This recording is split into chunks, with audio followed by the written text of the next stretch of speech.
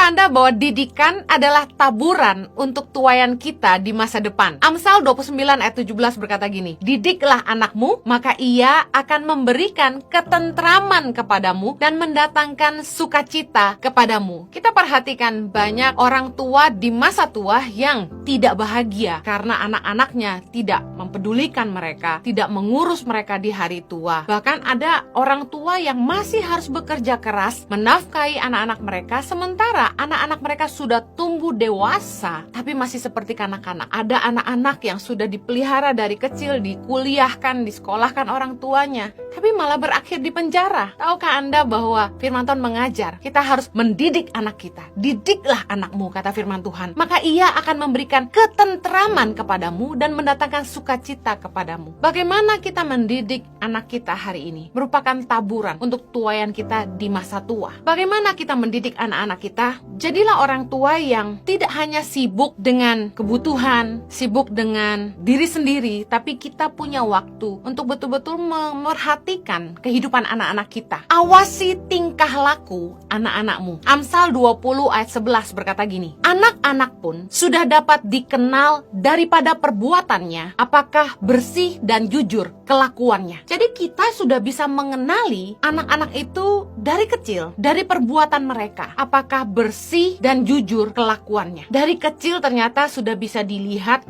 kalau anak-anak itu punya cikal bakal penipu, jahat gitu ya, sudah bisa kelihatan. Nah, kita harus perhatikan tingkah laku anak-anak kita. Apakah mereka serakah? Apakah mereka mementingkan diri sendiri, self-centered? Apakah mereka jahat kepada sesamanya? Tega, kemudian sombong, kemudian hidupnya najis. Dari kecil sudah bisa kelihatan. Anak-anak kita yang berangkat remaja, kita harus perhatikan, awasi sungguh-sungguh tingkah laku mereka. Di dalam mendidik anak ada usia emas, yaitu 0 sampai 12 tahun, di mana kita masih bisa menanamkan nilai-nilai ke dalam pikiran bawah sadar anak-anak kita, sehingga mereka akan selalu berpegang kepada hal-hal yang kita didikkan, seperti setting program. Nah, kalau udah lewat dari umur 12, biasanya sudah sangat sulit. Kita harus awasi tingkah laku anak-anak kita. Jangan sampai karena kesibukan pekerjaan, kita sibuk kumpul sama teman-teman, kita lalai terhadap keseharian anak-anak kita. Di masa pandemi ini, kebanyakan anak-anak main sendiri di kamar, main game terus, orang tua juga di kamar, satu rumah tapi terpisah. Nah, saya selalu punya kebiasaan itu mendatangi kamar anak saya sehari itu bisa 3 sampai 5 kali untuk sekedar memeriksa apa yang sedang mereka lakukan ketika mereka sekolah online, apakah mereka benar-benar belajar atau main game. Di masa pandemi ini ada satu aplikasi game yang membuat anak-anak itu bisa saling ngobrol. Jadi sambil main, sambil ngobrol dengan teman-temannya. Saya perhatikan teman-temannya ketika bermain game gitu, saking seru ketika mereka kalah gitu ya, teriak dengan bahasa yang kotor gitu. Nah, saya satu kali mendapati anak saya meniru omongan teman di gamenya. Saya peringati keras, jangan ucapkan perkataan yang kotor. Sorry mami,